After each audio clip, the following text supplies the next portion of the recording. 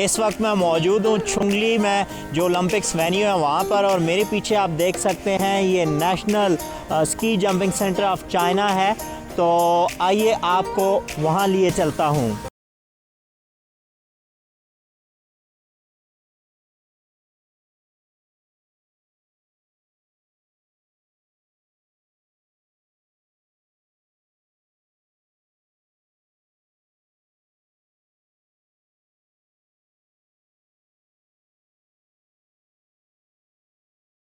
जी, आप मेरे पीछे देख सकते हैं ये दो ट्रैक हैं, इंतहाई खूबसूरत हैं। एक 106 और एक 140 मीटर जो है वो है, और आप देख रहे हैं कि ये इस पर काम करने के लिए मशीन अभी भी लगी हुई है। और पीछे जो आप बिल्डिंग देख रहे हैं वो इंतहाई खूबसूरत डिज़ाइन उसका बनाया गया है, और वो बिल्डिंग ऐसे ही लग रही है जैसे 360 के एंगल पर बनाई गई हो। और ये बुनियादी तौर पर एक किसी चीज़ का जो सिरा होता है उस तरह लग रही है, लेकिन अंदर से ऐसा लग रहा है कि ये खोपड़ी जो है खाली है। जब हम जाएंगे ऊपर तो ऊपर जाके देखेंगे कि ऊपर से नज़ारा कैसे नज़र आता है और ये अंदर से खाली क्यों है, इसकी क्या वजह है। तो ये जो डिज़ाइन है ये बहुत खूबसूरत है।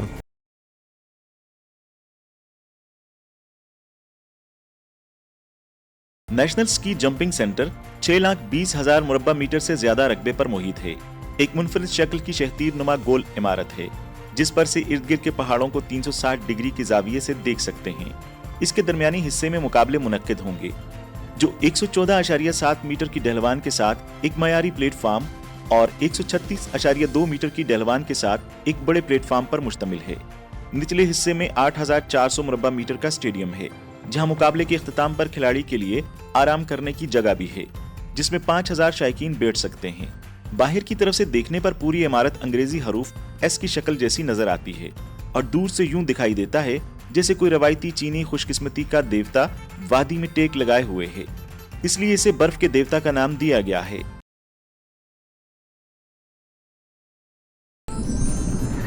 प्यारे दोस्तों, इस वक्त हम नेशनल स्की सेंटर जा रहे हैं, so let's go, follow me.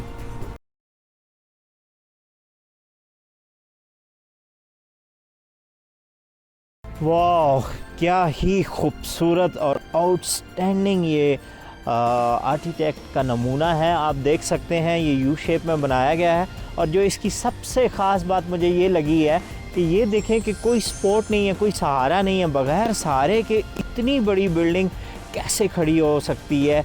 ये यकीनन एक आउटस्टैंडिंग और बहुत ही यूनिक तजर्बा है मेरे लिए। स्मिट क्लब एक गोल हाल नुमा कमरा है जिसका बैरूनी कुतर 78 मीटर और अंदरूनी कुतर 40 मीटर है। यहाँ से फर्श से छत तक के शिफाफ शीशे के जरिए हम खिलाड़ियों के कूदने और हवा में फिसलने और जमीन पर उतरने के पूरे अमल को वाज़े तौर पर देख सकते हैं।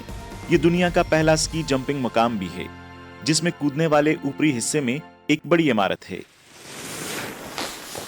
अब मैं नीचे देख रहा हूँ और मुझे थोड़ा सा डर भी लग रहा है, लेकिन पहले जब मैंने मुकाबले देखता था तो मुझे ऐसा नहीं महसूस होता था कि ये इतना ज़्यादा नीचे जाना पड़ता है, और मैंने ये महसूस किया है कि ये बहुत ऊंचा और स्टीप है। स्की जंपिंग को बहादुरों का खेल कहा जाता है जो इंसानों को बैरूनी कुव्वतों की मदद के बगैर हवा में उड़ने के काबिल बनाता है। इसे स्नो ग्लाइडर भी कहा जाता है। सिर्फ चंद सेकंडों में एथलीट ट्रैक की कुदरती ढलवान पर फिसलने के लिए स्नोबोर्ड्स का एक जोड़ा इस्तेमाल करता है और तेजी से 100 मीटर से ज्यादा ऊंची और 30 डिग्री से ज्यादा अमूदी ढलवान से नीचे उतरता है और इस रफ्तार और जंपिंग पावर की मदद से हवा में छलांग लगाता है।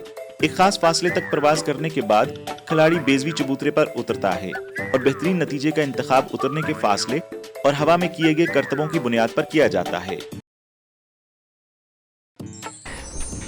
जी, इस वक्त हम पहुंच चुके हैं जहां पर खिलाड़ी आएंगे उस फ्लोर पर, और खिलाड़ी कैसे यहां पर मुकाबला करेंगे ये आप देख सकते हैं कि ये स्नोबोर्ड यहां पर लगाएंगे।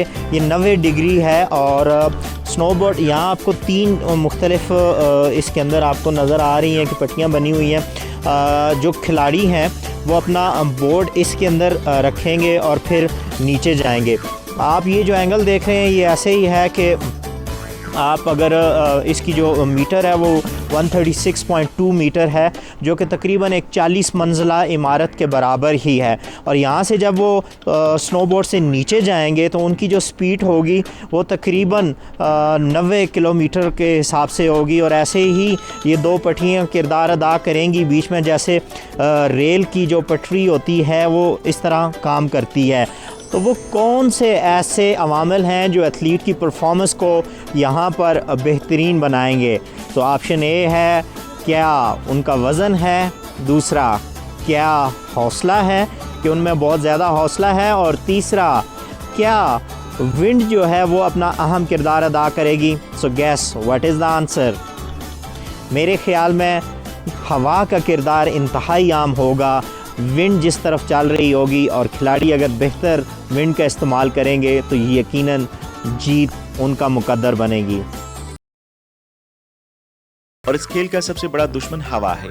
इंतहाई तेज रफ्तारी से प्रवास करते हुए दसियों किलोग्राम वजनी खिलाड़ी हवा में छलांग लगाते हैं, और जब वो मुखालिफ सिमत से आने वाली ताकतवर और तेज रफ्तार हवा का सामना करते हैं तो खिलाड़ी उतरने की असल जगह से हट जाते हैं और बाज़ औक़ात जानी नुकसान भी उठाना पड़ता है। इसलिए मुकाबले के दौरान मैदान में हवा का दबाव स्की जंपिंग के लिए सबसे बड़ी रुकावट है। अगर हवा की रफ्तार 3 मीटर फी सेकंड से बढ़ जाए तो खेल हर सूरत में रोकना पड़ता है। चांगजियाखौ, जहां ये मुकाबले मुनक्किद होना है, वहां हवा की रफ्तार क्या होती? जी, इस वक्त मैं ख़ुबे सूबे के शहर चांगजियाखौ में सबसे ऊंची जगह पर खड़ा हूं, और इस जगह का जो एल्टीट्यूड है वो 1800 मीटर है। यहाँ मुकाबले होंगे सरमाई ओलंपिक्स के, और यहाँ हवा बहुत तेज़ चल रही है। आप देख सकते हैं कि मेरे पीछे ये जो हवा के लिए इक्विपमेंट लगे हुए हैं वो हवा की वजह से कितनी तेज़ी से मूव कर रहे हैं, क्योंकि यहाँ हवा का जो दबाव है वो बहुत ही ज़्यादा है। चांगजियाखौ चीन में अपनी तेज हवाओं की वजह से मशहूर है। यहाँ एक कहावत है कि साल में यहाँ 2 हवाएं चलती हैं और हर एक हवा आधे साल तक चलती रहती है। चांगजियाखौ में मौसम सरमा में हवा के झोंके की सतह 8 या इससे भी ज्यादा तक पहुंच सकती है। इसलिए अहम यह है कि खिलाड़ी किस तरह खेल को मुकम्मल करते हैं। जी, इस वक्त अभी मैं उस टॉप पोजीशन पर मौजूद हूँ जहाँ से खिलाड़ी अपना सफ़र शुरू करेंगे, और आप देख सकते हैं इस टॉप पोजीशन पर भी खड़े होते हुए मेरे जो बाल हैं वो हरकत नहीं कर रहे, क्योंकि यहाँ हवा का जो दबाव है वो बिल्कुल नहीं है। और अभी जो हवा का दबाव रोकने के लिए इस टॉप पर जो चीज़ इस्तेमाल की गई है वो इस बिल्डिंग का डिज़ाइन है। अगर यहाँ का फ़ज़ाई जायजा लिया जाए तो ये पहाड़ी मुकाम 3 अतराफ से पहाड़ों से घिरे हुए एक वादी में है। यूं 3 अतराफ से पहाड़ों ने हवा को कुदरती तौर पर रोकने का बंदोबस्त किया हुआ है, और ये पहली हिफाजती तय है। इसके अलावा स्टेडियम के साथ वाले पहाड़ों पर हवा रोकने वाले जाल बिछाए गए हैं, और 2 बर्फीली पगडंडियों के बाहर 168 मीटर लंबे तिरछे हवा रोकने वाले तख्ते लगाए गए हैं, जो अतराफ से चलने वाली हवा को मजीद कम कर सकते हैं।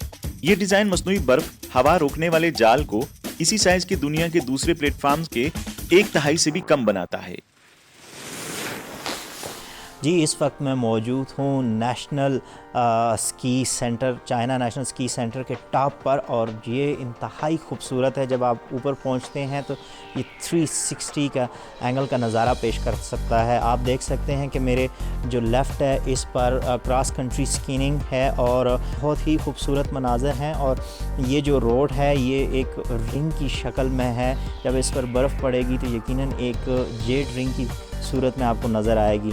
बहुत ही ज़बरदस्त और आउटस्टैंडिंग ये मनाज़र हैं, दिलकश मनाज़र हैं। उम्मीद है आप इनसे लुत्फ़अंदोज़ हो रहे होंगे। मसनूई बर्फ की चोटी पर खड़े होकर बाएं जानब निशानाबाजी का मरकज है, और दाएं जानब national cross country skiing centre है। 3 मकामात कदीम चिनार स्टेडियम कॉम्प्लेक्स की तश्कील करते हैं। कुल 2 मिलियन मुरब्बा मीटर रकबे पर मुहित ये स्टेडियम, जो 150 क्रिकेट के मैदानों के बराबर है। जी, इस वक्त जिस जगह पे मैं मौजूद हूँ उसको कहा जाता है आइस जेड रिंग, और इसकी खूबी ये है कि यहाँ पर जो 3 मुख्तलिफ वेन्यूज़ हैं उनको ये रोड आपस में मिलाती है, और इसको एस शेप रोड भी कहा जाता है। आइस जेड रंग असल में तकरीब की जरूरियात के लिए डिजाइन किया गया था। मुकाबले के 3 मकामात को जोड़ने के अलावा ये तमाशाइयों के लिए एक वसी मंजर और बिला रोक टोक रास्ता भी फ्राहम करता है। बड़े कदीम चिनार के मुकाबले के इलाके में इस तरह का डिजाइन तमाशाइयों और खिलाड़ियों के लिए एक दूसरे की मुदाखलत को नामुमकिन बनाता है। जी इस वक्त हम नेशनल क्रॉस कंट्री जो स्की सेंटर है उसमें पहुंच चुके हैं और वो क्या ही ये शानदार है। मेरे ख्याल में पाकिस्तानी जो एथलीट हैं वो इस तरह की जो मुकाबले हैं उनमें शिरकत कर सकते हैं, क्योंकि पाकिस्तान का जो शुमाली इलाका जात है वो बिल्कुल इससे मुमासलत लगता है। यहाँ टोटल जो है वो 12 गोल्ड मेडल के हसूल की जंग होगी और ये भी फैसला होगा कि पहला गोल्ड मेडल कौन जीतेगा। सरमाई ओलंपिक्स के दौरान national cross country ski centre 15 मुकाबलों में तमाम मुकाबलों की मेजबानी करेगा, जिनमें क्रॉस कंट्री स्कीइंग और शुमाली यूरोपियन निशानाबाजी शामिल हैं। इसका ट्रैक पहाड़ के कुदरती खित्तों के साथ बनाया गया है। यहाँ कुल 8 दायरों की शक्ल के ट्रैक हैं। ये न सिर्फ कदीम चिनार स्टेडियम ग्रुप का सबसे लंबा ट्रैक है, बल्कि कुदरती तौर पर खूबसूरती का एहसास पैदा करने के लिए साइड पर मौजूद दरख्तों को भी महारत से इस्तेमाल किया गया है। जी इस वक्त मैं मौजूद हूँ नेशनल बायएथलॉन सेंटर ऑफ चाइना में और इसकी सबसे ख़ास बात यह है कि यहाँ पर 2 मुकाबले होंगे, स्की और शूटिंग का, और मेरा फेवरेट शूटिंग का मुकाबला होगा जो मुझे बहुत पसंद है। यहाँ पर स्की आएंगे और शूटिंग के लिए जब आएंगे वो भागते भागते उसके बाद एक दफ़ा शूट करेंगे, फिर इसमें डिफरेंट मुकाबले हैं, लेट कर भी शूटिंग की जाएगी, लेकिन हर दफ़ा निशानाबाजी के मरकज में मशरक से मगरब तक 2 ट्रैक हैं। एथलीट पहाड़ से मगरब की तरफ ढलवान से नीचे फिसलते हैं और रास्ते के मरकजी मुकाम पर जाहिर होकर तेज रफ्तारी से दौड़ते हुए निशाना लेते हैं, ताकि मुकाबले और देखने की 2 बड़ी जरूरियात को पूरा करें। ये इस वक्त हम मौजूद हैं चेंगचाखाओ विंटर ओलंपिक जो विलेज है इसमें, और आप मेरे पीछे देख सकते हैं कि ये वो अपार्टमेंट बने हुए हैं जहाँ खिलाड़ी रहेंगे। तो लेकिन इनका जो डिज़ाइन किया गया ऐसे लगता है कि ये अंडरग्राउंड है। आइए देखते हैं कि क्या खिलाड़ी अंडरग्राउंड रहेंगे, मेरे साथ आइए।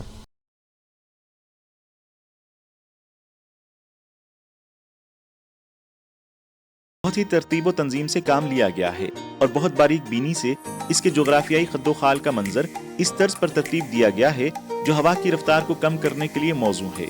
चोंगली की आबो हवा की खुसूसियात को मद्देनजर रखते हुए वहाँ की रिहायशी सहूलियात को बहुत बेहतर बनाया जा सकता है और हरारत के लिए इस्तेमाल होने वाली तवानाई की एक बड़ी मिकदार को बचाया जा सकता है। जी अंदर आने से पहले मुझे डायरेक्टर ने एक टास्क दिया और उसने कहा है कि आपने कमरे के अंदर जाना है और देखना है कि एक स्मार्ट बेड है। तो आइए देखते हैं कि किस किस्म का स्मार्ट बेड है। आइए।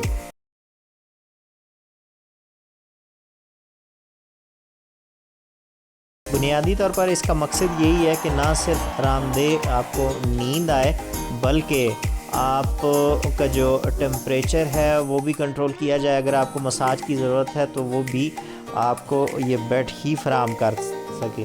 तो ये पहली दफ़ा मैं इस तरह का बेड देख रहा हूँ और बहुत ही यूनिक चीज़ है और बहुत ही ज़बरदस्त चीज़ है। सरमाई ओलंपिक विलेज में इस्तेमाल की जाने वाली ब्लैक टेक्नोलॉजी सिर्फ इस स्मार्ट बेड तक महदूद नहीं है।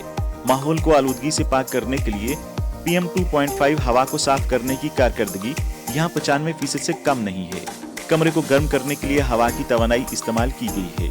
10 से ज़ायद मुख्तलिफ किस्म के काम, दर्जा हरारत को मुनासिब हद में रखना, ताज़ा हवा का निज़ाम, ज़हीन इंफ्रारेड सेंसर, बसरी पेयरिंग वगैरह अंजाम देने के लिए ओलंपिक विलेज के 1669 अपार्टमेंट्स में कमरे में नस्बशुदा कंट्रोलर से मदद ली जा सकती है।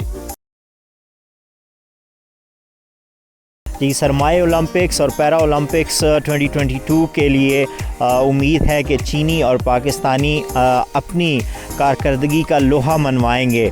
सो I wish a very successful winter Olympics 2022।